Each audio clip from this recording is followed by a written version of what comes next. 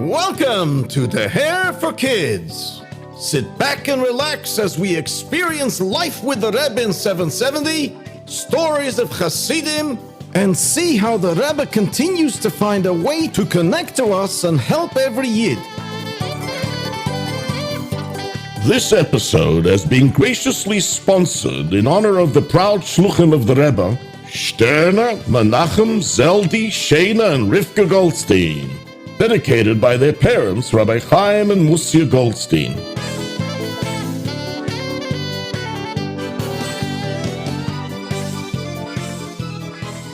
The story, It Was God, was told by Rabbi Yossi Marazov, shliach of the Rebbe in Cleveland, Ohio.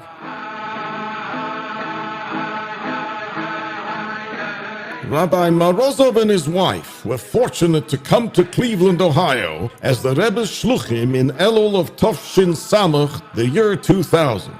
4 years later, they opened the organization called the Friendship Circle to help children with special needs and their families. And Baruch Hashem, the program grew nicely. In Tovshin Samach Vov, 2006, Rabbi Marazov receives a phone call. Hello, Friendship Circle, can we help you? Hello, Rabbi Marazov. How are you? And how is the Friendship Circle going? All's well, Baruch Hashem. In fact, the Friendship Circle has outgrown our Chabad house. I wish we had a larger building where... Rabbi Marazov, that's exactly the reason why I'm calling you. Because I've just heard that there's a large building close to you that's right now up for sale. Wow, Shmuel, what's the address? It's 2799 Parkway West. Oh yes, that's the building that is owned by the Workmen's Circle, a secular Jewish organization that promotes Yiddishist culture. Yes, that's the one. Wonderful. Shmuley, thank you for that tip. I'll get to work on it right now. Great. Much hatzlocha. Thanks, sei gesund. You too.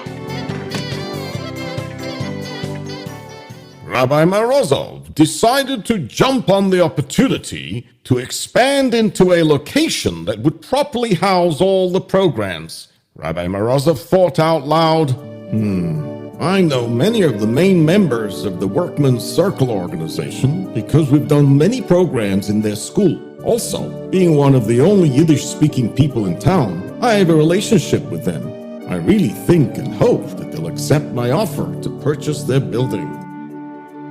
After a bit of back and forth, the Friendship Circle's offer of the payment price was discussed at a Workmen's Circle board meeting.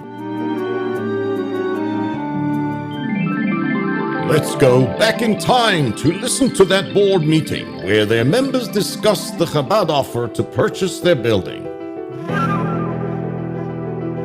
Okay, to our 16 members, we are now going to vote. All those in favor of accepting the offer made by Chabad to purchase our property, say yes. Yes.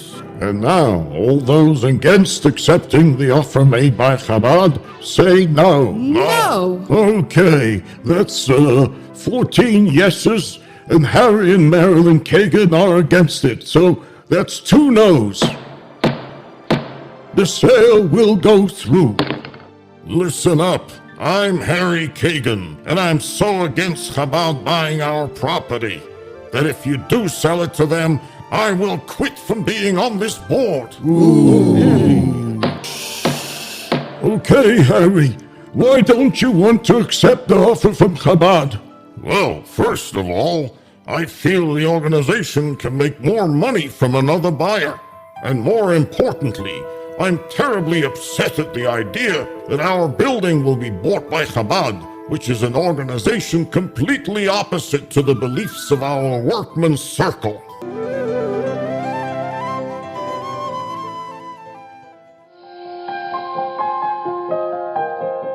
Although Rabbi Marazov's offer was accepted, Harry and Marilyn Kagan were very upset about it, and this created bad feelings among the people of their organization. In any case, Rabbi Marazov was now faced with a tremendous challenge, because in 60 days, Rabbi Marazov had to come up with $235,000, and he didn't even have a penny to start with. On the day that Rabbi Marazov got the news that the board had voted 14-2 to accept his offer, he said, I'm immediately booking a flight to New York for next week to visit the oil and ask the Rebbe for a bracha for success. Let's go back in time as Rabbi Marazov's plane lands in New York. I'm going straight to the oil. Rabbi Marazov arrives at the oil.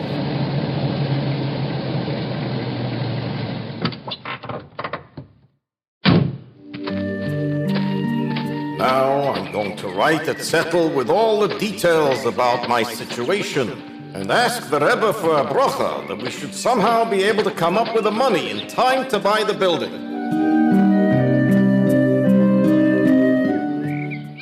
After his short and heartfelt visit at the oil, Rabbi Marazov rushed back to the airport to catch his return flight back to Cleveland.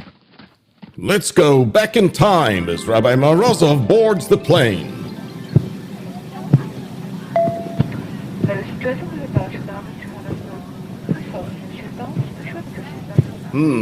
I see I'm the last person to board this plane. Now to find my seat number printed on my boarding pass. Oh, I see, it's that window seat over there, with the aisle and middle seats already taken by an elderly couple. In order for me to reach my place, they would have to stand up and move out while I climbed in. I feel so bad to do that to them. The plane is quite empty, so I'll offer to move to a different seat. Hello, that's my window seat. But since the plane is quite empty, I won't bother you to get up. I'll find another seat. Dank, thank you. Wow, he just said Adank, which means thank you in Yiddish. He's a Yid. You know what? I'm changing my mind. Now I have a chance to spend the next hour speaking with a Jewish couple in Yiddish. Excuse me. Actually, would you mind if I kept my original window seat next to you? Mit Vergnügen. With pleasure. Dank. And then the plane took off. It's time to say Tfilah Saderach.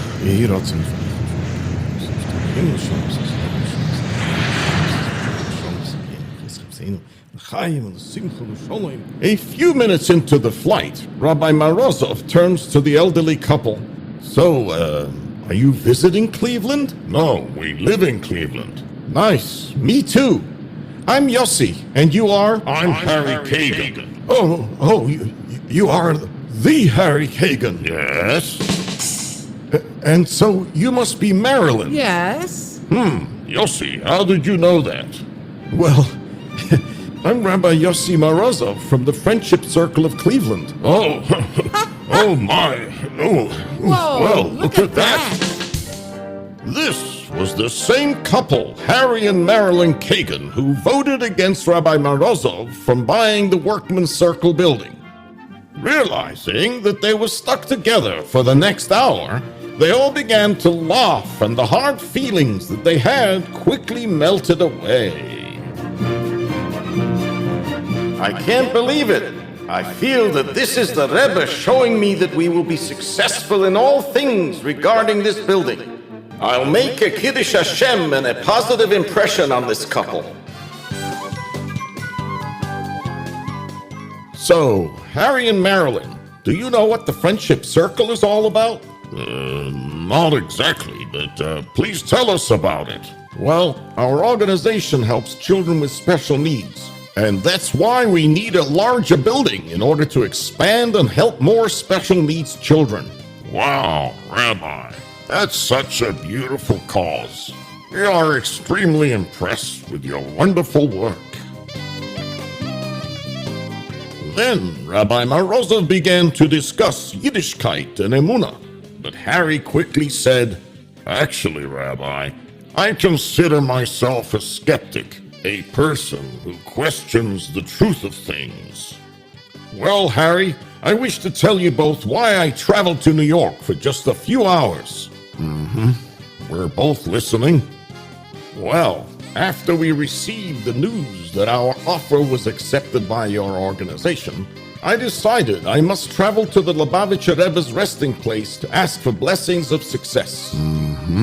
Harry, as you are witnessing, right after visiting the Lubavitcher Rebbe at his gravesite, the Oil, I find myself sitting right next to you on a quite empty plane. Now, who do you think made this meeting happen between us? Well, I have to say, es ist gewesen Gott. It was God that made this happen. Yes, Harry, you're 100% right. This couldn't have been just by chance. Yes. L'chaim. You know what, Rabbi? Let me jot down our address on this airplane napkin. Please come and visit us at our home. Yes. Well, thank you. I look forward to. This is truly a miracle of the Rebbe.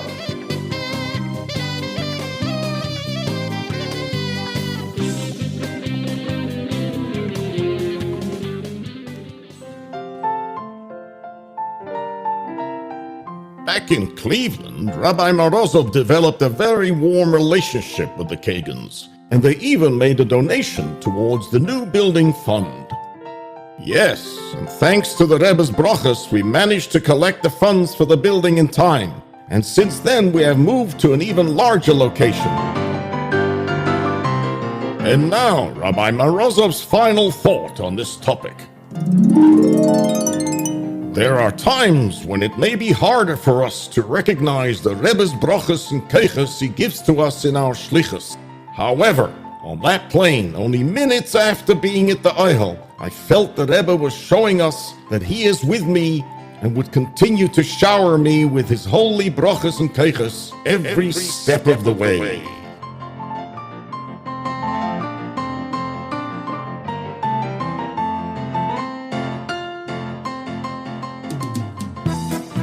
Thank you for listening to The Hair for Kids. Make sure to tell your friends about us and stay tuned for another fascinating episode at thehair.org/kids.